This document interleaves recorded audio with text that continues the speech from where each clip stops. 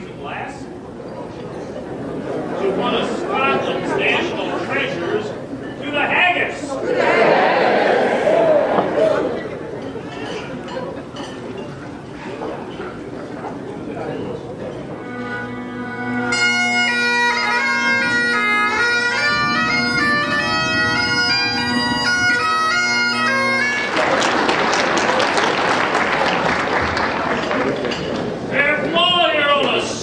Face.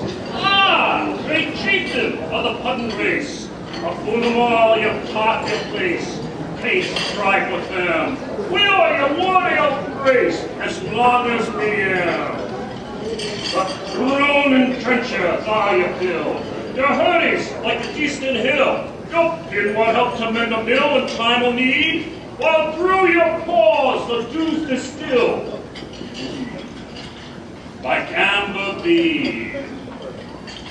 His knife, see rustic labor dyke, and cut ye up with ready slight, stretching your gushing entrails bright like onigitch. And then, oh, what a glorious sight, warm, reeking, rich. And horn for horn they stretch and strive, heel talk the hindmost, on they drive, till all their well-swelled kites alive are bent like drums. Then all keep men face like to ride. But thank it, folks. Is there that or his French ragout, or all the other ones star sous, or fricassee, while mockers spew with perfect stutter, looks down with sneering, scornful view on Cicadina.